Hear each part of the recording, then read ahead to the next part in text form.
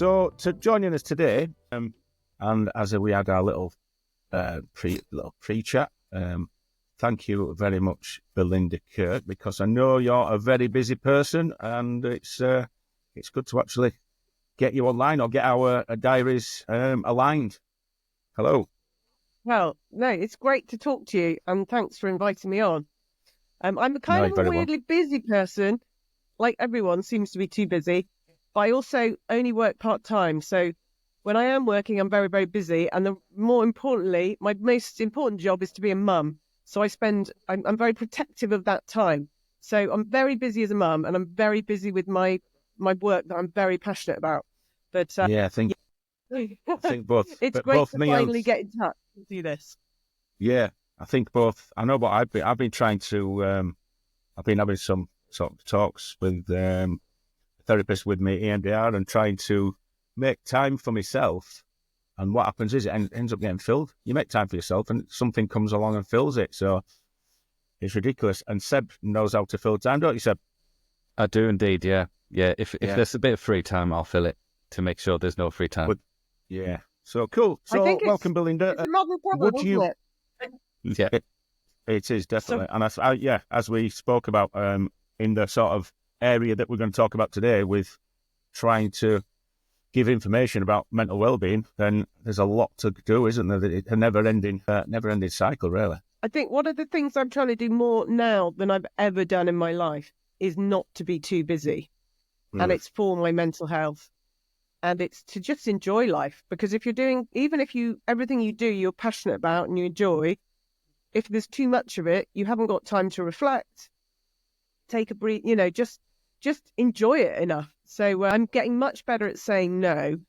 I think also having a little one or having kids, you value your time differently, because the time that I do on my projects and my charitable work and my paid work and the things that I really love doing and are very much part of I feel very much part of me and who I am. If I spend too much time on that, I'm losing time from my son. But for me, it's a balance as well, because I'm trying to keep my own identity. I like using my brain, not just to play games, but also, I don't know, write books and do stuff as well. So it's hard, isn't it? But it's very important to say no. It's hard to say no, though, sometimes. So what I'd like to do is, if you could give us and the listeners a brief introduction about yourself, and then what I want to talk about, about your background, and then on to sort of Explores Connect, Adventure Revolution, and Adventure Mind to wrap and let people know what you're actually doing and what we want to talk about today. Yes. So for most of my career, I've led groups on expeditions, lots of jungles and deserts around the world. That's been that's been the largest part of my career. That took me into taking a lot of film crews and scientists and all sorts of other groups of people into remote places as an expedition leader. I've always enjoyed taking especially young people on expedition and seeing this life-changing transformation happening in front of my eyes, specifically, well, with everyone, but particularly with young people. It can be a very important time of life, those teenage years. So that sort of led me into what I do now, which is I'm very much, I want to campaign and write and think and help support the Adventure for Wellbeing and Adventure for Mental Health communities out there. So there are people who are working in this area, adventure therapists or occupational therapists or outdoor leaders. And I've written a book called, it was called Adventure Revolution. It's really confusingly changed its name to Adventure Mind. Yeah, this is the new one. Same book, different title. So you can actually buy either version at the moment, but it is the same book. So don't buy two and think they're going to be different. But the book is going to America. It went to America last month. We got a lot of feedback about the title. We got a lot of feedback in Britain about the title not saying what it was, because it is around, it's the first argument, it's the first book to explain why adventure is essential for mental health and well-being. And so we needed to change the title. And it also wraps into my other work that's come out, has all been tied up with the book. The book is the manifesto. It's the argument as to why we should use adventure in our lives and in our societies to improve our mental health and well-being. But also, it's not just a book now. It's a larger movement. It's a community of practitioners, a wider community than that, really. It's a set of conferences called the Adventure Mind Conferences. It's also a website, and on the website will be a directory. So there'll be people, if you want to find out more about how someone can help you with your mental health or well-being via adventuring, that's part of the website. It's going to launch quite soon. And there's also an Adventure Mind grant. So there's like a whole load of things around trying to really promote adventure for well-being and adventure for mental health. So there's a lot there, isn't there? We've just spoke about you making time for yourself, but there's an awful lot going on there. Just listening to it sounds daunting without actually being part of it. Well, it's been about 10 years that I've been really, really banging this drum around we need to rebrand adventure. We all talk about adventure as something that's for elite people.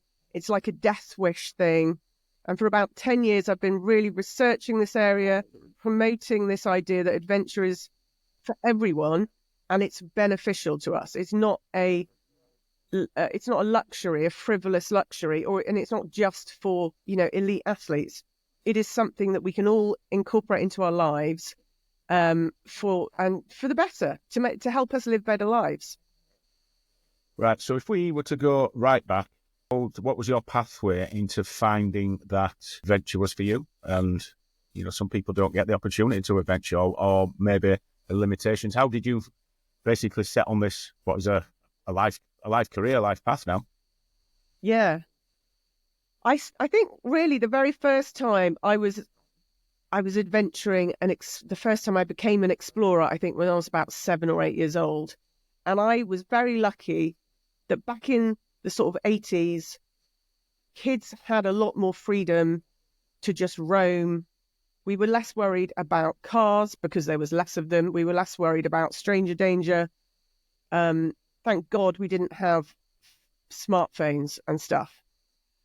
So all of that was in my favour. We obviously have a lot of problems. Well, maybe it's not obvious. I believe we have a lot of problems within our young people because our society is failing them, and we're not giving them that kind of freedom and playtime. So I was really lucky. I was able to, and also I specifically was lucky because I lived on the Channel Islands for a good chunk of that time, that young childhood. And so I was really free. I was on Alderney. There was hardly any people there. There's hardly any cars. And I would just roam free. And that gave me a lot of autonomy and excitement. And it's where you build and find new pieces of yourself and build, I suppose, a love for adventure. I think everyone has a love for adventure. If you look at children, we're all built with this love for adventure. It's just that we grow out of it. It's not that it's not for some people. But anyway, I digress. So I was lucky to have an adventurous childhood. Then we moved to Bristol and I was a teenager and I lost adventure. The wonderful Duke of Edinburgh Award brought me back to adventuring. I heard about it. I hadn't had access to camping and adventuring and that sort of outdoor stuff for several years. And also I was a teenager, and I think teenagers, you just want to rebel from whatever it is that you've been doing or your parents want you to do. You just have to have a very healthy bit of rebellion time then. But I heard about Duke of Edinburgh and it was like a light went off when I went on the expedition part, because it was the expedition part that drew me to the whole thing. Then that led me to other expeditions. When I was 18, I think I did my Duke of Edinburgh around 16. Then I did some more adventures in Britain because of it, sort of more micro expeditions. That then led me, when I was 18, I wanted to go to Africa. My grandfather was a scientist. He was a zoology professor in Africa. So I'd heard all these stories of Africa. And I went off to Africa as an 18-year-old on my own, much to the sort of horror of my parents, A, for wasting time and not kind of getting a job or going to university or something, and B, because I was like going off to Africa on my own. But I just felt this call to adventure. And I think that Duke of Edinburgh Award that path had set me that way. So then I basically joined expeditions. I raised the money. I was a tea lady. I was working in shops. I was just living at my mum's house. I was just like doing everything I could to save as much money as possible to go on expeditions. I did more and more expeditions, living on a shoestring. And then I became more and more experienced. It was like an apprenticeship.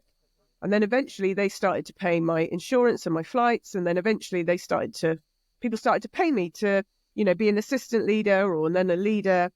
And I kind of just worked my way up because I'd found something that made me feel completely alive and I just loved. And so should probably mention now as well, if I'm not talking too much, tell me if I am. I had a really difficult childhood. I'd had this idyllic time in some ways that I was free for part of my childhood, and I had this outdoors time that I think was my saving grace, no question. But I'd also, during my childhood, I'd experienced a lot of violence, repeated episodes of violence, and so my self-esteem was like rock bottom. And obviously then going into teenage years as well. I mean, teenage years is not great. We don't serve our teenagers. We don't give them rites of passage. We don't honour our young people. And so all of those things on top of each other, but particularly the violence and the low self-esteem. When I found Duke of Edinburgh, and then I found something that I was good at and that I loved and made me feel that there was another opportunity and another way to see the world, another way to see myself, it just gave me massive hope. And I think adventure definitely saved me at that point. If I hadn't found adventure again in my teens, I don't know how I would have coped. So that's really why I'm so passionate about adventuring. Yeah, well, I was going to ask you then, actually, when you sort of started alluding to it there, is what these first adventures gave you, as in sort of qualities you discovered about yourself, or sort of any resilience and strengths that you didn't realise without going on these adventures? Yeah. So in my book, I very much explain about, I think, one of the greatest gifts, especially in those early adventures, is that you find out what you're capable of, and that you find that you're capable of more than you think you're capable of. And that, at anyone at any time in their life, it's like the world opens to you. It's not just hope, but there's this whole reframing of who you are and how you can live and who you can be. And so I think it's any activity. Adventure's really good at this, but you could also do other activities. It's very positive psychology. I love the idea of doing things that build you, because there's great therapy, like in a CBD kind of traditional way, but I love positive psychology and this idea of doing things that build you up. And for me, doing adventures showed me that I was not useless. I was not, incapable and worthless and all of these things that I believed about myself. As someone who had gone through that trauma and that violence at a young age, if you go through, and obviously all about trauma, obviously everyone's trauma is different and everyone's experience of trauma is different, but you can feel very, very isolated, very worthless. And for me, the biggest thing at that point in my life was that I found out that I was not worthless and that there was hope. There was just like, I could do things, and I could do things that maybe other people couldn't do. I could be better at certain things. It's not about a competition, but like I could actually do stuff. And that was empowering, really empowering. Yeah, I think like you said there, mental health is it's individual. It's individual to each person. And we seem to have, maybe not so much now, previously we've lived under labels of, depression, trauma, anxiety. And these people that have been suffering from these have been pigeonholed. But each case is absolutely individual. And I suppose on an adventure, maybe 5 or 6 people in a group could all be at different stages with their own mental health, and some may not have mental health, but everybody can advance from being on that adventure. Yeah, I'm a great believer that we talk about mental health and it has such a negative connotation, doesn't it? It's always about, if you say the words mental health, people think poor mental health, like there's an illness. We all have mental health, because it's like we all have physical health, so we all have mental health. And I think that I don't think there's anyone on the planet that doesn't have at some point poor mental health, because you might be grieving or you might be going, you know, there's things that happen to all of us. We are all wired differently and we all can cope differently with different things. But yeah, I think we all have, I think that labels are useful in some ways, but also labels are not useful in other ways. Because, you know, if, for example, if you have some sort of anxiety, you probably or possibly have had depression at some point, because they're so closely linked. If you've had trauma, you'll probably have experienced potentially all three. And then there's so many different variations of all of these things. And then there's so many different, it's a bit like, yeah, I don't know. I think we're all just too different and we experience too many things in such variety that labels are helpful at times and not. But I'm blathering a bit. I think it's just, I don't know what I'm trying to say now. No, I think What was the question I again? think I do know. Yeah. No, it's this thing, you know, of people being, you know, you get a label. So my label is, I mean, at the minute, my label is that bouncer from Leeds that had PTSD, or that's PTSD. You know, so it was PTSD and depression for me, which I didn't really know I had depression because the PTSD was such a roller coaster. But my PTSD is maybe totally different to the next person's, and my reactions to that PTSD are totally different. My experience, because they're mine and individual, personal opinion, and we keep coming back to this on podcast, and this is probably why we do it and why we're sort of very interested in the outdoors and adventure, getting people like yourself on, is that, I've forgotten what I was saying now. No, is that there is something to be gained by going back to this thought of being surrounded by nature and adventure, and even going back to like childhood and play. You know, but we seem to have cut all this off. And by just pigeonholing someone, we're saying, right, you've got PTSD, you need counselling. Well, maybe you don't need counselling. Maybe you need something different. Yeah, I really believe, from my personal experience and from meeting and talking and interviewing so many people in this area as well, is that I think there's no one size fits all. And also that even adventuring or being in nature, these are all wonderful things to help with our mental health. But you might also use sometimes they can be a doorway to the next level of therapy. It might be talking therapy. It might be CBT. It might be EMDR. It might be, you know, there's so many different types of therapy out there. And I think as you evolve as a human through your life, different therapy might be good for you as well. It might help you at different stages. But I think adventure, is particularly underused and undervalued, and it's also free, or almost free. You know, it can be done pretty simply, although it sounds intimidating. I will talk about that more later. It truly can be done pretty much for free or very simply. And it's also, there's non-toxic, there's no side effects apart from good ones, like getting fit, physically fit as well. And so I think we just need to think about the arsenal of weapons we have to help us. Maybe weapons isn't the right word, but, you know, we have this toolbox, and we have so many things that work for us. And not all of them work for everyone. CBT, everyone goes straight to that sort of thing. You know, that's what you will get from the NHS, but it only works in 50% of the cases. And most people aren't told that. You know, a professor of psychology told me that. And I was just like, wow. You know, I had a feeling it probably wouldn't work in all cases for all people, but 50%, I mean, why are we only focusing on that? We really have to be more open to what we have, the opportunities we have, because we have a massive mental health crisis. So we really should be using everything. And adventure, just to say, because I completely believe that nature is good for us and being in nature is good for us. But I would define adventure as choosing a challenge in nature. So it's not just about being in nature, it's about choosing something that challenges you as well. So it's the difference between forest bathing and exploring a forest. Or, you know, that's the sort of the difference, I think. Choosing adversity, choosing challenge, choosing to be a little bit outside your comfort zone. That's where the nature effect goes into like plus. So by adventure, you always mean outdoor kind of activity. So because the way I see adventure, I mean, anything could be an adventure, like cooking a new meal or painting something or writing something down or trying something new, like you said, being outside your comfort zone.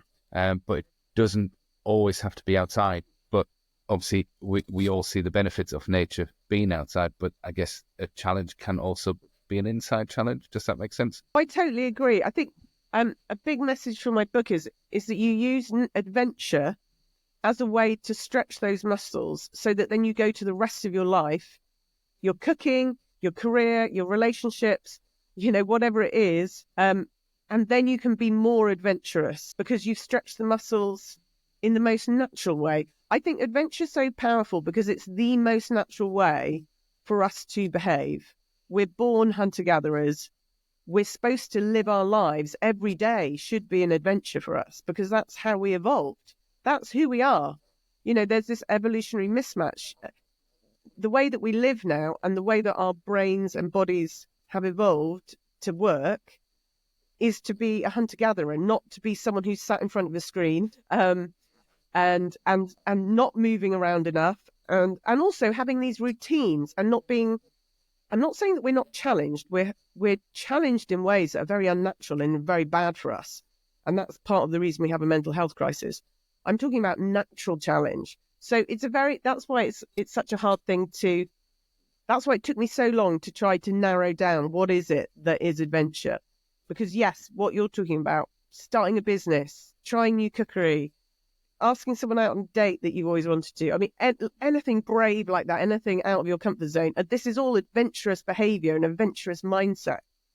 But an adventure is this idea of just getting back to our very grassroots of who we are and just like being a hunter-gatherer almost for a day or for an afternoon or an evening. Just choosing a challenge out in nature is the best way of doing it, I think. Yeah, you mentioned earlier about adventure has maybe got, when you mention adventure, or when we mention adventure, it seems to have this elitist pre-connotation of, you've got to go climb something the highest or sail something the furthest.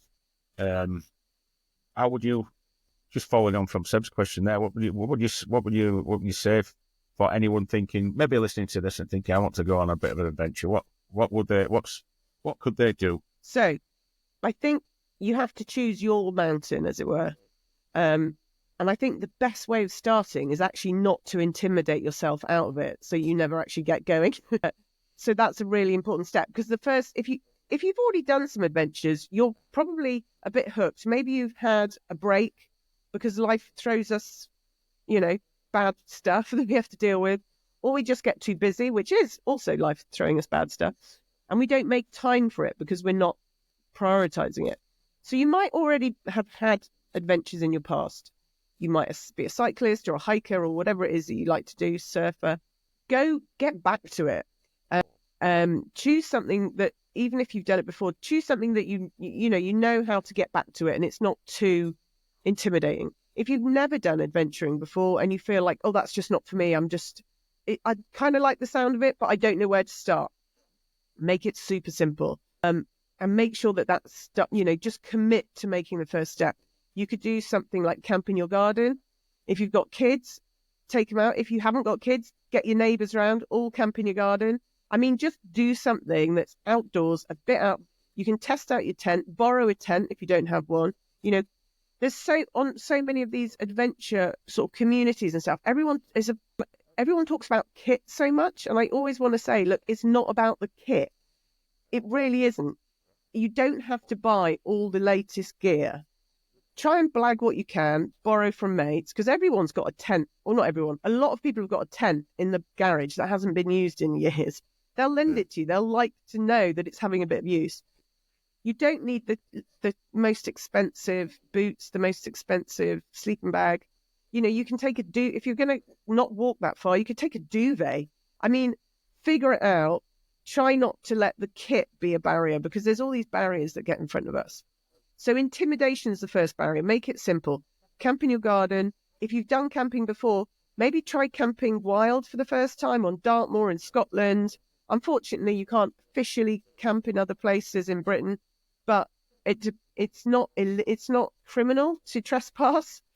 So I'll leave that with you to make your own decisions. But obviously, always be respectful and don't. I think that we should have more rights to roam, but I'm always respectful of both the environment and also any landowners. Or it's very important that we respect the environments we go into. So go wild camping if you haven't done it before. It's free. You just need to blag some kit and have just about enough to keep you dry and warm. You don't have to go even that far off the footpath. Wild swimming is a great one. I jump in a river near where I'm very lucky. I live in the middle of a national park, but there's two other ladies, and we about 10 minutes from this river, equidistant between us, and we jump in the river once or twice a week, and it just makes us feel alive. And it's always a good day when you started with a wild swim. You can try parkour. If you're in the city and you can't get out of the city and it feels too difficult to get on a train and so on, and you want to do something closer, you can do parkour. You could try climbing walls. I know they're a little bit expensive. There is a bit of there is a monetary barrier to that. But just see about, if you've got kids, you could see if there's a club for them. And see what there's possible. I think it's always worth just trying to see what's possible. Beavers and scouts and whatever, and the whole scout movement is brilliant for kids. My son is straight away signed up to beavers, absolutely loves it. There's actually geocaching, that's free. You can get a free app. You can explore your town, city, or if you're lucky enough to be out in the countryside a bit, you can go and you can do an exploration by finding this like treasure hunt on a geocaching app. There's loads of accessible stuff that will give you a taste for it, and it will give you an introduction to adventure. And I think the really great thing about starting on an adventures is that the more you do them, you get this feedback loop that motivates you to make the effort to go and do another one. Cycling, there's brilliant cycling routes if you've got a bike or if you can borrow one. So what are the barriers? The barriers are is this idea that it's not for me or if it's too scary. Start small as you can, small as you want, or start as big as you want. It's really up to you. It doesn't have to cost a lot of money. Don't need all the kit in the world. But I think the main thing is just to start, just to go, okay, I've always wanted to do something like this. Another great tip is to get a mate, find a friend who wants to do it. There's some really good communities on Facebook, on Meetup, on different internet sites. There's some really good adventure communities that are local or national, and you can join up, find people in your area who want to do similar sort of stuff. That is a massive key to feeling. The reason the three of us, for example, go wild swimming is because once we've agreed to do it, I'll see you at 8:30 at the river. There's no signal at the river. We can't just bail out because we can't be bothered in the morning, or we're like, oh, it's going to be a bit cold. There's something really empowering about having a teammate to go with. So, and there's some great information on the websites. The Explorers Connect website's got lots of top tips about how to go wild camping or how to go wild swimming or what have you. But there's loads of other great books, and there's a lot of resource out there about how to get going in adventuring. So everybody listening to this might say, well, hey, we're listening to Belinda Kirk talk about adventures. What adventures have you been on?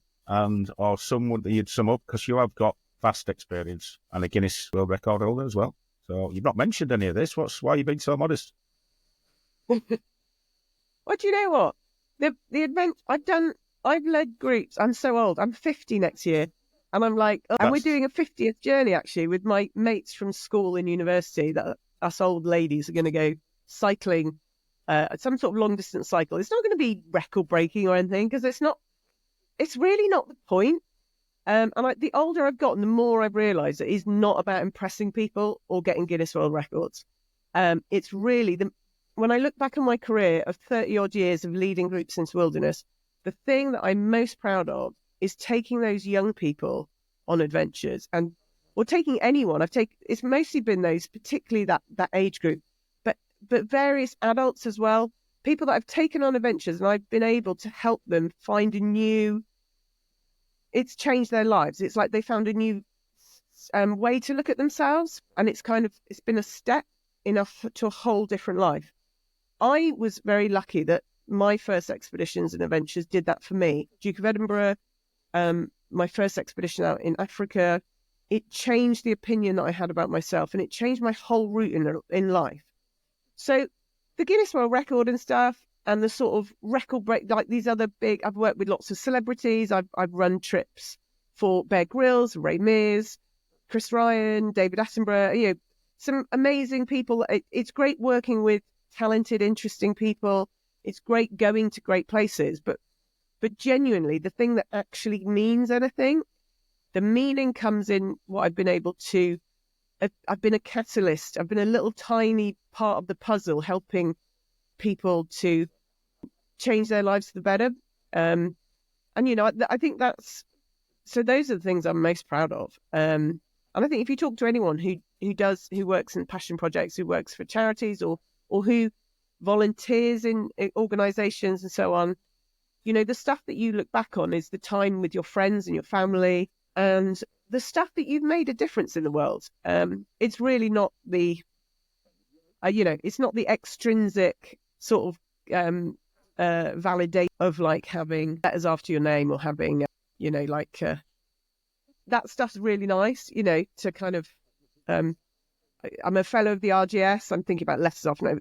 Fellow of the RGS. I've got like a degree, and I've got a second degree, and, I did all that jazz, all that jazz. No, I don't want to belittle it. All those things count, but really the stuff that counts is your relationships and your, for me, and the stuff that you do that actually changes the world. And at the moment, especially as a mum now, because my little boy is 6, and especially coming up to like this, I think as hopefully you get wiser as you get older, or something, or at least you get perspective. I just think the world is in such a mess. We don't value the right things, and it's terrifying, and it's be very easy to get very anxious, because I'm very naturally an anxious person, which is because of my background and so on. Anyway, I think some people just are naturally anyway. It makes me really good at planning expeditions, though, because I can see every what if. I'm really good at that. But I think the world is in such a state, and it would be very easy to become very disillusioned and just to give up and just to think and overwhelmed. But adventuring has given me strength. It's given me a lot of fun and a lot of joy. And when I've been able to help other people, it's given me a lot of meaning. And I think those are the things that actually build resilience, and they build a good life. And I wouldn't say I'm getting everything right, but I'm trying to really focus on the stuff that I get right and do more of that. I'm blathering, but anyway, what was the question? I do have to just pull you up on one point, as I sit here on the wrong side of 50, that 50 isn't that old, actually. So one passage in the book that I recall, and it's early on in the book, is when you took a young lady away, and she was very sort of introvert, and then you made her a camp leader.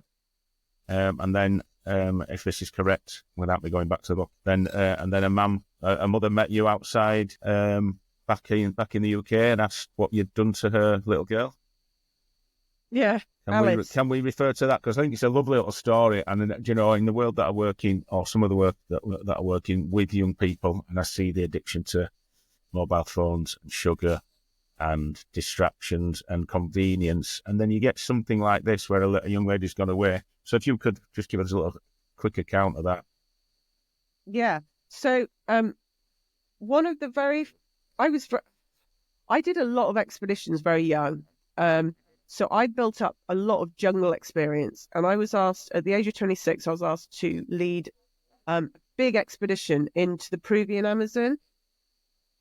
And this was for the British Exploring Society. So I had about 120 odd people working in different groups around the Pacaya Samiria Reserve in Peru. And there was a lot of young people on the expedition, a lot of scientists, because we were doing scientific work, and there was also some Peruvian scientists and some Peruvian young people. So that was kind of the dynamic of the team. And I met this this young woman called Alice on the expedition, who obviously had a difficult start in life and was facing a lot of challenges. And when she first started the expedition, she wasn't integrating very well. She obviously had a lot of confidence problems. And I realise now, I didn't realise at the time, but I realise now that I saw myself in her, I think, a lot. And what it turned out, or how it turned out later, is I found out she was self-harming. So her depression and so on, her lack of confidence had gotten to quite a far developed stage. But she was really struggling to kind of integrate. So obviously a lot of our society is, cotton wool, take care, don't trigger.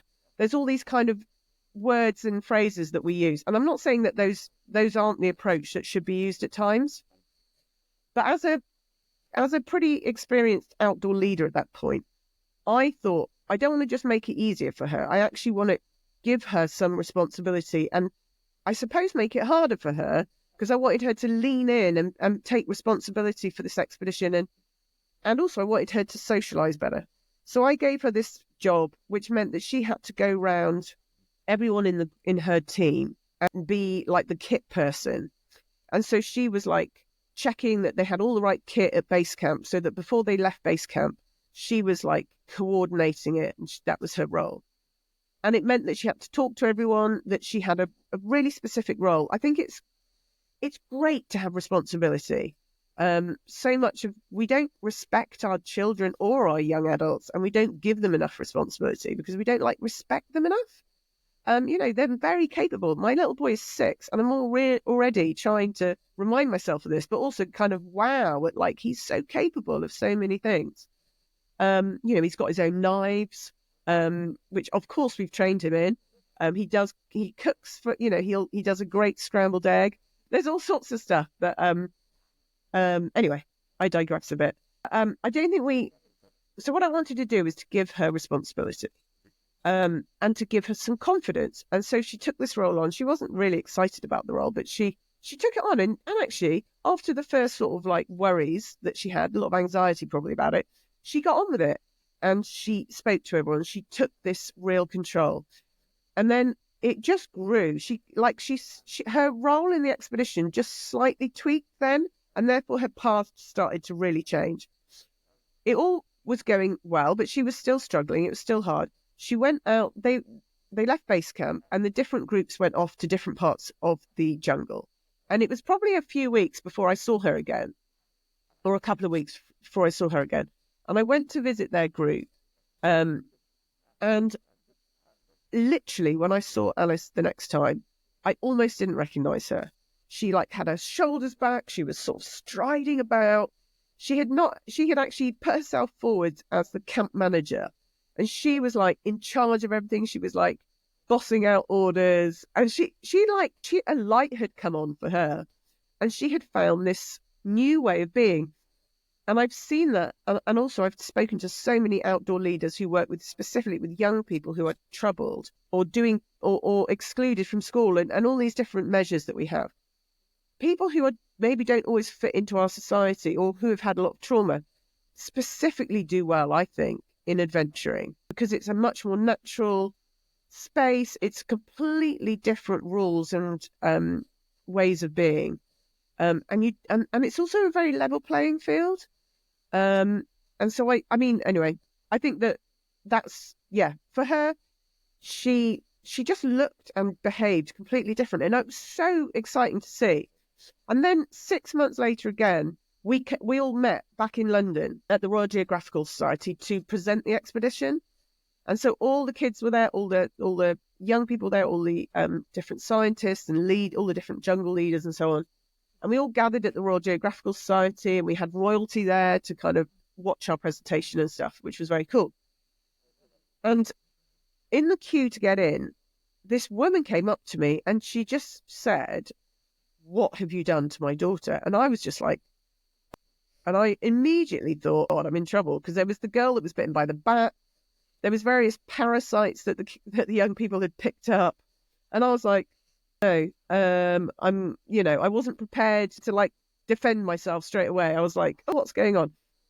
Anyway, she ended up hugging me and just telling me how wonderful things were and how her daughter, who'd had a lot of struggles and a lot of troubles, had now come out of herself, was helping at home, had more friends, probably the most important thing. Her grades were better at school. And of course, it turned out that this was Alice's mother, but I didn't know at first. And I was just like, wow. And it was the first time that I realized that it's not just me that it works for, because this was like 18 years ago or 19 years ago. It wasn't just for me that adventure had a lasting impact on my mental health and my well-being. Maybe not for the first time, but it was the first time I remember really, really believing this is something that can work for lots of people. This is powerful. Like this, it's not just something that helps you in the moment. This has a lasting impact on how you can be and how you can turn up in your own life. And that's amazing. And why aren't we all shouting about it? Like, why aren't we all telling people about this? And why don't people understand how it works? Because that was kind of the start of my journey into trying to learn about psychology. I kind of retrained myself in psychology and read hundreds of papers in different areas around this, in outdoor education and all sorts of things, around really trying to understand why adventure is so powerful at helping us live our best lives. I think it's a great little story, and I think it's a great little story because I think I can relate to it, as in people that have, or anyone that's had an issue, maybe a mental health issue or maybe neurodivergence, we seem to just hold them at arm's length. But I honestly feel that a lot of these people have got hidden superpowers, and we should, superpowers, but we should let them shine and work with them. If I refer to my own story, if I refer to my own story, then whatever I put myself through on an adventure is probably never going to be as bad as what I went through with PTSD. And it's like, it's one of them that I look back on, and it has been said that before. I seem to be okay under pressure, but if you compare with what I've been through before, then it's all right. It's just steady. It's only either wind, rain, snow, and finding a bit of shelter and enjoying. Yeah, but even more than that, it's not just about surviving, is it? It's about thriving. I think that's the key as well, because you're quite right. But it's also about finding out that I know that in my younger years, I was doing okay. I was functioning. And I think there's a lot of mental health actually in our society that is hidden so much because people are just getting by and they're surviving. But really, we should be aiming to thrive and to live. And I keep saying it to my friends and reminding myself, all I want to do now is I just want to live. I just want to have a good life, do stuff that is important and matters, but also have a lot of fun, hang out with people that enrich me and just, So I think so much of it is, and I think adventure is a great way to find mechanism, like to help your mindset to go in that direction. And also, to have a lot of joy at the time. You can experience awe and joy and all of these things, excitement in the best possible way. So can I bring you, we'll go to the book, Adventure Mind, yeah. So what drove you, what drove you to write that? What inspired you to write that? I'll be honest, I think it's a great book. Thank you. I do think it's a great book. It's got loads of references in. It's very extreme, and it talks about all these qualities that you can gain or discover about yourself from adventure and true life stories. So yeah. Thank you. I'll send you the tenner later. Basically, I had talked about this book for years because it was the book that I wish I'd found. It was a book that I wish I'd been able to read in my 20s because I started to realise how life-changing adventure was for me.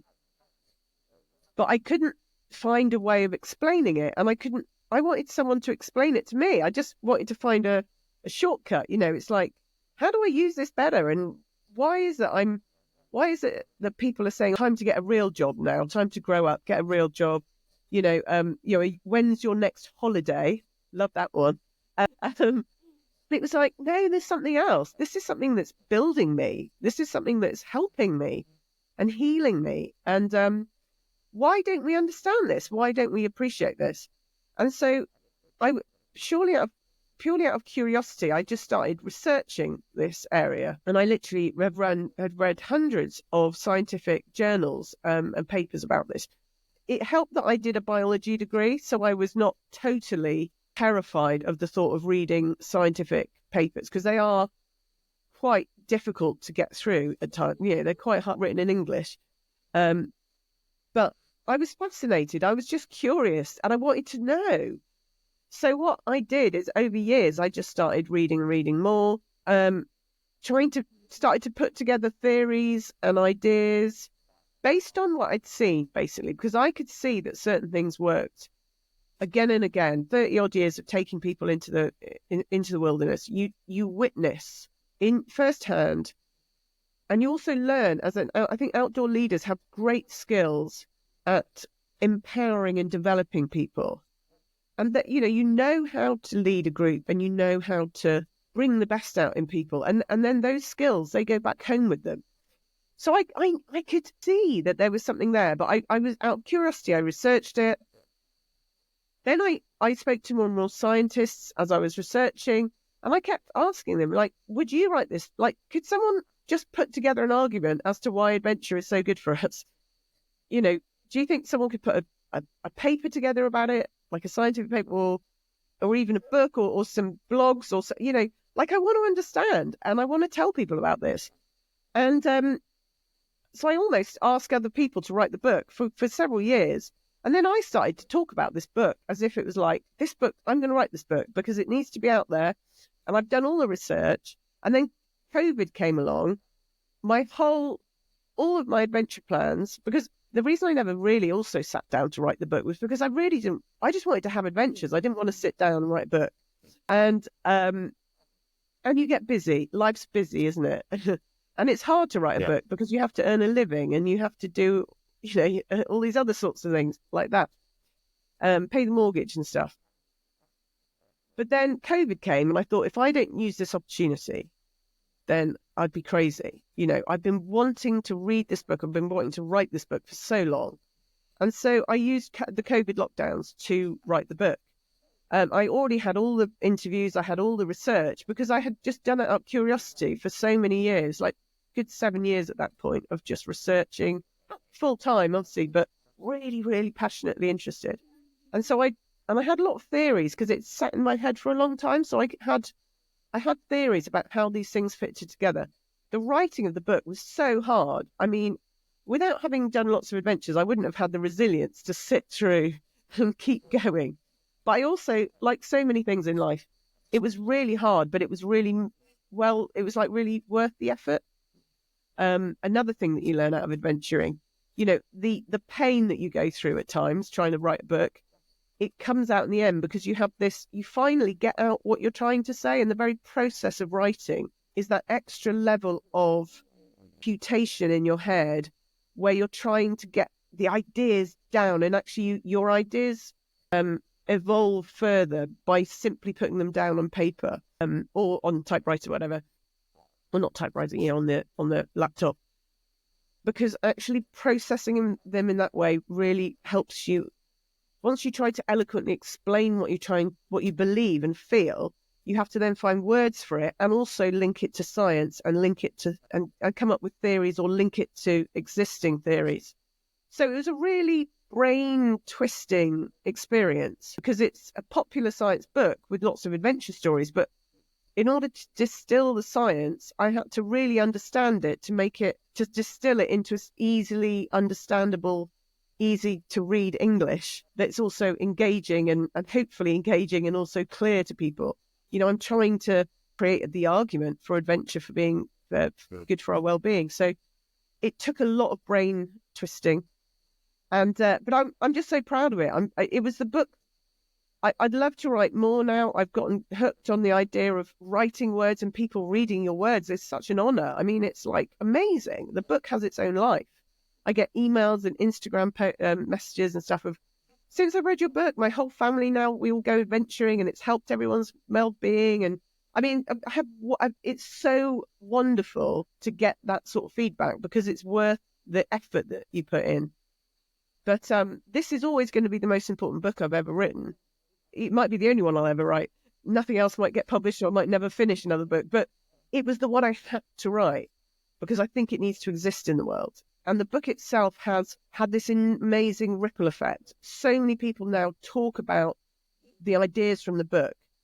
You know, adventurers, psychologists, researchers, organizations, you know, the whole of Adventure Mind, the book, and then the conferences and so on. It's all had this, it's all reaching out and making real ripples and real change. And that's really exciting. Yes, couldn't agree more. Honestly, I do. I don't tend to read because of certain issues I've got myself, but I do. I think I'm on my third time of listening on the audiobooks in the car. So I spend an awful lot of time driving to the you know, my outdoor areas that I'm working to, and listening to audiobooks rather than just listening to music and up to learning. Yeah. So, and I pick something up from it every time. So brilliant. Thank you. So can we now talk about Adventure Mind, the conference, and the aim of that? I know there's another one planned, so we can talk about that and give yourself some plugs. Yeah. So Adventure Mind is now a website, adventuremind.org. It's a collaboration of organisations and individuals who want to get this message out and to promote adventure for mental health, adventure for wellbeing. The conference has been going since, I think I sort of launched the whole idea and got the idea out there in 2019, so way before COVID hit. And there's been, I'm trying to remember, there's been 3 conferences now. Had a little break over COVID. The conference is all about getting anyone who wants to have a deep dive into why adventure is good for our mental health, really. So there's a lot of practitioners there. There's researchers, there's outdoor leaders, there's occupational therapists, there's health professionals, educators, all sorts of people, and just adventurers and people who maybe just want to know for their own mental health. It's an amazing community of people that have grown up around the conference. So there's also a Facebook group and a LinkedIn group. But the conferences are there about really showcasing and also pushing the research and the practice and the practice in this area. You know, what's going on in this area? Who's doing climbing for well-being? How are they doing it? How can we do climbing to improve our mental health? Or how can we help? This particular theme of this conference is very much about accessibility. So it's like, how do we particularly help people who are not accessing adventure to do more to help their mental health? And I think those groups that don't access adventure are often the same groups that have the biggest mental health challenges, statistically. The conference this year is in November. It's November 21st. It's just before Kendal. So the Kendal Mountain Festival is literally it comes straight afterwards. So you could, if you get up to Kendal for one, you could easily fit the 2 in. It's an amazing community of people, 2 days on site. So you also meet amazing, like-minded professionals, adventurers. I mean, amazing sorts of people. It's been a real launch pad for a lot of people, or a really good turning point to help with their work or their research or what have you. So the conference is in November. The details are on adventuremind.org. And it's also growing into being more than that. All sorts of different collaborations where people are donating a lot of their time to try to get this message out there and to help more people use adventure for their mental health. I think I will be there if Seb allows me to. Am I allowed the time off, Seb? Well, book your holidays now. I'll approve it. No, I was there last year in Sheffield. Yeah, it was great. I think, like I said on the day, you know, it's great to see.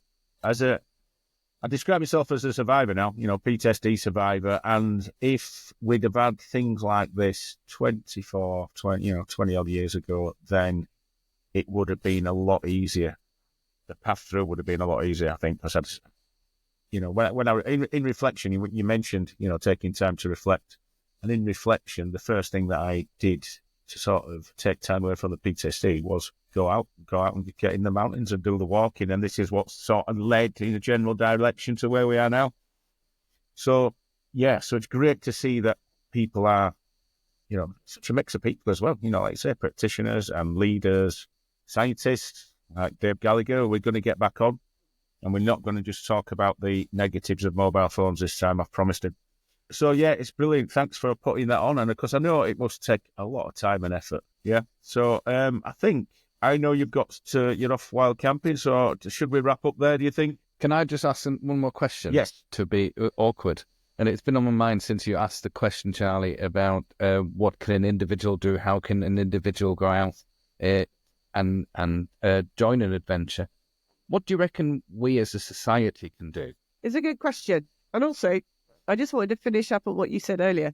I set up the conference, and now it's actually run by University of Central Lancashire and this year Bendrig, the brilliant charity Bendrig, and it's being held at their venue. So I must mention that because they are doing a fabulous job. What can we do as a society? Well, I sort of touch on that in the end of in the final chapter of the book, but I've had so many more thoughts since as well. And there's so much we can do. I mean, if you look at our schools,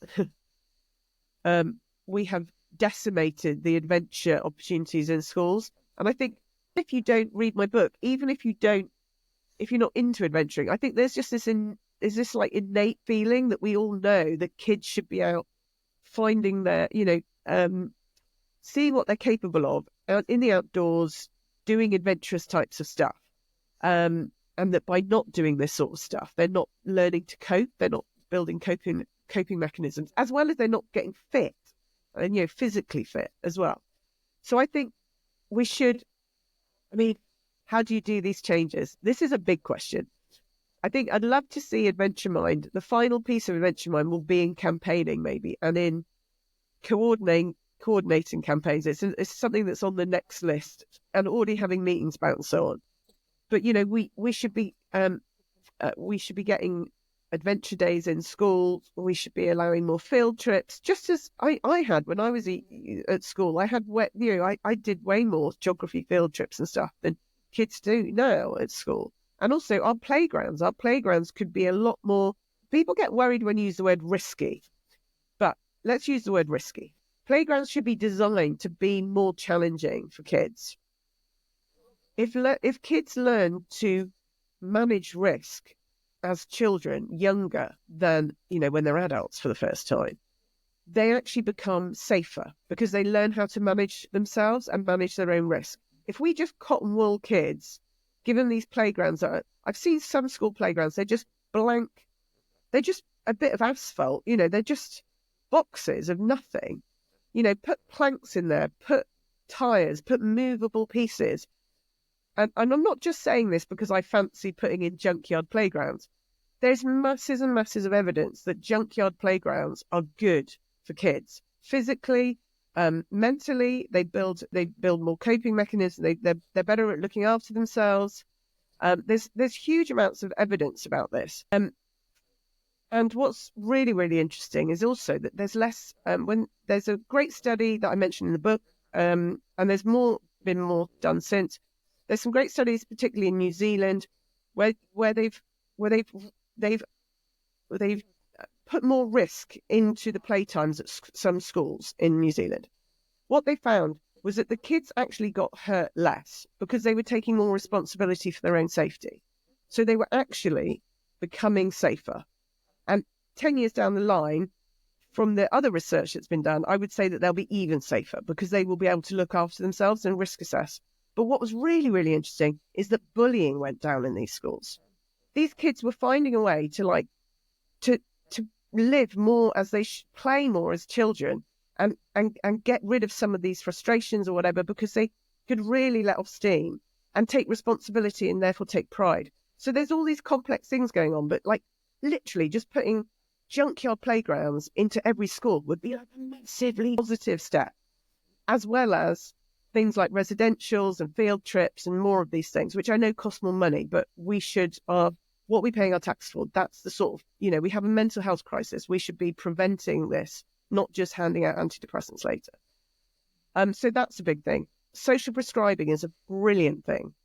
More and more of our GPs, more and more of the NHS should be focused towards social prescribing, giving out green days, adventure days, community days, experiences that help, again, prevent and alleviate mental health. We shouldn't just be, as a society, we're so focused, and this isn't the doctor's fault, the NHS's fault, this is our societal problem. We're so focused on the end result, and things have to get bad, and then we try and fix them. Well, let's try and prevent. Let's really, really try to prevent. But also, I've got so many ideas. This is such, God, why? Oh, anyway, there's so much we can do, and it's so easy and so cheap and so effective. We could put climbing walls. We shouldn't even build any more government buildings without putting climbing walls up the side of them. We should encourage parkour. It's practically free to do parkour. Kate, most schools could do parkour easily because they've got all the gym equipment. Then when they're a bit older, they could go outside and use, the whole point of parkour is a freedom of movement through whatever's there.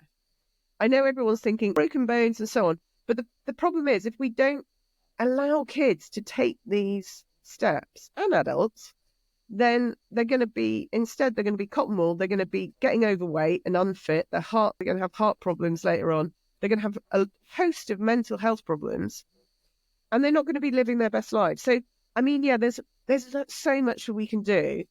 Don't get me started on politics, because our politics in this country are just broken. And I don't care if you're blue or red or whatever, it's just broken. We need great leadership, and we do need to change a lot of things. And that sounds very intimidating, but if you do adventures, you get empowered, and you also know that you can change the world. So I think together we just need, we need to ban phones from school. We need to bring in more adventures. I know I've talked a lot about kids and schools, but I think, we can all do the rest of it. We're adults. We can help and support each other to do adventures as adults, and through social prescribing and so on. So we should, maybe as community, there's some great communities online, Adventure Queens and Love Her Wild, and I don't want to miss it. There's so many good communities out there trying to help people network for adventure. So there's good stuff going on, but yeah, we need a whole lot more. Yeah, I couldn't agree more with you, Belinda. I was hoping you were going to go on a political rant then, because it saves me doing it. Because I generally do that. As somebody that's sort of, I've spoken about it so many times on this. When I was at school, just had a bit of disruptive behaviour, but nothing. Probably because all we had was a school field, and played football, but full of energy, and then got thrown out of my classes into the gardening club because I was the bad kid, and went out tree planting. And you're like, wow, this is amazing, So that was a natural result. And then because of what's happened to me, and then us working in this industry and seeing that we had Danny Giblin on recently about education intervention, and the young people that are being cast aside by schools because of ADHD and maybe behavioural or learning difficulties, and going to TAO activities and engaging in outdoor adventure and becoming, you see these young people grow before you, and getting great results. So, yes, fantastic. But fantastic results there, but it's not available to everyone, is it? This is the problem, like you say. I think it's difficult for governments to not do something that they're not going to be able to quantify, isn't it? It's like you say, they make everything goes bad, and then they try and fix it. Well, can we avoid it by just getting back to basics, including, but I'll be honest, I don't think young people should be going to school till they're a little bit older and sat learning academia when they should be learning. Or I think there's a forest school, isn't there, down in Cornwall, where they don't, for toddlers, where they don't have any play indoors. It's all outdoors, which is fantastic. Well, actually, I homeschool my son, which is why I don't have enough time to do my other work projects and passion projects. But no, I completely agree. I think 4 is very young. I'm very fortunate though. We are older parents, so we're not, we're by no means rich, but we're not struggling with in your 20s, you've got enormous mortgage and you're trying to build your career, and you just can't bring in enough. And I totally realise there's a lot of people in this country who could not home educate. Although some of my friends who are, you don't have to have huge amounts of money to home educate, but it does take the pressure off if you don't both have to work full time all the time. So we're prioritising his young years as not being in school because we don't think that school is going to serve him as well as being outdoor. Like, we're going wild camping on Dartmoor tonight. We're going to climb. We're climbing all the highest points of Devon and Cornwall with his little best mate who's also home educated. And we would otherwise he'd be at school, which would be fine. Like, some schools are obviously different. Schools are different, and some of them are very good. But when they're young, I don't know when he'll go to school, but when he's older, he's only 6 now, so I think there's a little bit more time for him to just grow physically. That embodiment of being able to know what your body can do and how the environment works is such a key part of development at this stage. And also social skills, like true, personal development skills, of a child, finding out what they can do, being free, playing. Playing is so important. There's a really good new book, actually, I've started reading about, and there's some great stuff that was presented at Adventure Mind about play and how play is so important, not just for kids, but for adults. Anyway, we'll get on a whole other conversation. But yeah, play and adventure are much more closely aligned and woven than I'd realised before I did the conferences. Play is important, and it's important to adults too. Yeah. Well, maybe that might make a second podcast, Belinda, if we can manage to get our diaries to match up, because this has been a while in the making. Sorry. Right. No, it's all good. It's, like I said earlier on, it's just, everyone's got so much on, just with life anyway, but then obviously trying to, with the mental health thing, there's so much to go at, there's so much scope. It's which way do you go next? This is the thing, is it? It's a mess. But there is choice. There are some lovely opportunities. We have choices. There are, and and hopefully, the aim of the podcast is bringing information to people that's freely available for them. So now they can hopefully be directed to Adventure Mind and your book and Explorers Connect and get some information off there. Yes, thank you. No, you're very welcome. Cool. So I think that's a good place to wrap up. Because, like, as you've said there, your son is waiting to go wild camping.